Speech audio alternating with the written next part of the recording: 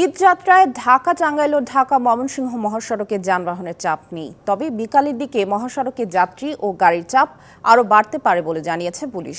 ভোর রাতে অতিরিক্ত গাড়ির চাপ ও একাধিক দুর্ঘটনার কারণে ঢাকা টাঙ্গাইল বঙ্গবন্ধু সেতু মহাসড়কে 14 কিলোমিটার এলাকায় যানবাহনের ছিল ধীরগতি। আর ঈদ যাত্রায় বরাবরের মতোই অতিরিক্ত ভাড়া আদায়ের দাবি করেছেন অনেকে। এদিকে যাত্রা নিরাপদ ও নির্বিঘ্ন রাখতে মহাসড়কের সতর্ক অবস্থানের কথা জানিয়েছে পুলিশ। খোলা ট্রাকে বা বাসের ছাদে যাত্রী পরিবহনে কঠোর অবস্থান পুলিশের। দুপুরে সাভারের বাইপাইল মোড় এলাকায় মহাসড়ক পরিদর্শনে গিয়ে কথা বলেন হাইওয়ে পুলিশ প্রধান অতিরিক্ত আইজিপি শাহাবুদ্দিন খান। সড়কের পাশের গরুরহাট ও সড়কের চলমান উন্নয়ন কাজের যেন যানজটের সৃষ্টি না হয় সে বিষয়ে বিশেষ নজরদারি রয়েছে বলে জানান তিনি।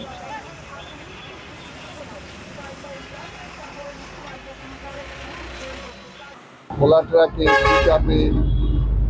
এই যেগুলো ঝুঁকিপূর্ণ যাত্রা সেইটাতে আমরা কোনোভাবেই অ্যালাউ করব না। আমরা সর্বোচ্চ পরিমাণ সতর্কতার সাথে আইন প্রয়োগ করবো এবং করে চলেছি আমরা। ঢাকা টাঙ্গাইল বঙ্গবন্ধু সেতু এলাকায় যানবাহনের চাপ বাড়লেও এই মুহূর্তে মহাসড়কে যানজট নেই, তবে ধীরে ধীরে চলছে যানবাহন। মহাসড়কের সবশেষ পরিস্থিতি জানাতে আমাদের সাথে যুক্ত হচ্ছেন সহকর্মী সোহেল তালুকদার। সোহেল, এখন মহাসড়কের কি পরিস্থিতি দেখছেন, যানবাহনের চাপ কেমন জানাবেন?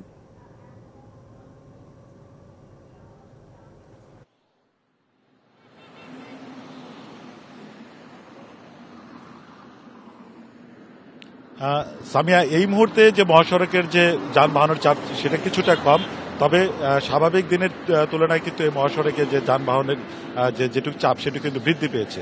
তার যদি আপনি পরিসংখ্যান দিয়ে রাখেন যে গত 24 ঘন্টায় এই মহাসড়ক দিয়ে প্রায় 30,000-এর অধিক যানবাহন পারাপার হয়েছে। যে উত্তরবঙ্গের দিকে তারা গিয়েছেন, পারাপার হয়েছেন, প্রায় 3.25 কোটি টাকার মতো অধিক টোল আদায় হয়েছে। এবং আরেকটু তথ্য দিয়ে রাখি যে এই যে সকাল থেকে নিয়ে সেরে এখন পর্যন্ত দুপুর 1:30টা পর্যন্ত এই মহাসড়কে প্রায় 21,000-এর অধিক যানবাহন পারাপার হয়েছে। এই 21,000 যানবাহনের বিপরীতে প্রায় 1,82,00,000-এর মতো টোল আদায় করেছে বঙ্গবন্ধু সেতু কর্তৃপক্ষ। তার মানে আমরা বলতেই পারি যে ঈদ যাত্রায় যে মানুষ, সেই মানুষের ঘরে ফেরার জন্য তারা ঢাকা ছাড়ছেন এবং প্রচুর পরিমাণে যানবাহনের যে চাপ সেটুকু আমরা লক্ষ্য করেছি।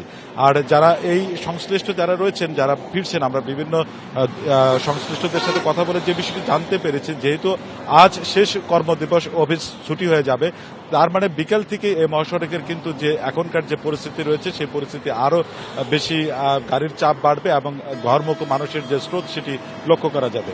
আপনি জানেন যে এই মহাসড়কে কিন্তু গেল ঈদেও বেশ কয়েকটি প্রায় 82টির মতো গাড়ি বিকল এবং দুর্ঘটনায় কিন্তু এই মহাসড়কে যে যানবাহনের যে দুর্ঘটনার ফলে যেটি যানজটের সৃষ্টি হয়েছিল সেই একই চিত্র কিন্তু আমরা বেশ কয়েকদিন ধরে এখনো লক্ষ্য করছি। যে বঙ্গবন্ধু সেতুর এলেঙ্গা থেকে বঙ্গবন্ধু সেতু পর্যন্ত যে 14 কিলোমিটার সড়ক রয়েছে সেই সড়কের বিভিন্ন স্থানে কিন্তু যানবাহন বিকল হয়ে যাচ্ছে এবং যানবাহনের এই রাতে, যে বিশেষ করে রাত এবং ভোর রাতের দিকে যানবাহন বিকল হয়ে যাচ্ছে এবং এই যানবাহনের বিকলের ফলে মহাসড়কে কিন্তু দীর্ঘ যানজটের ভোগান্তিতে পোহাতে হচ্ছে। এবং বেশ এই গেল কয়েকদিন যাবতে কিন্তু যে 4 ঘন্টা 5 ঘন্টা বা যানবাহনের যে দীর্ঘতি সেটুকু লক্ষ্য করে গেছে। এই যে ফিটনেসবিহীন যানবাহনগুলিকে যদি নিয়ন্ত্রণ এবং মহাসড়কে যদি যানবাহন বিকল রোধ না করা যায়, তাহলে ঈদ যাত্রার যে ভোগান্তির যেটি সংখ্যা সেটি রয়েই যাচ্ছে। সোহেল, ধন্যবাদ আপনাকে আমাদের সাথে যুক্ত হবার জন্য।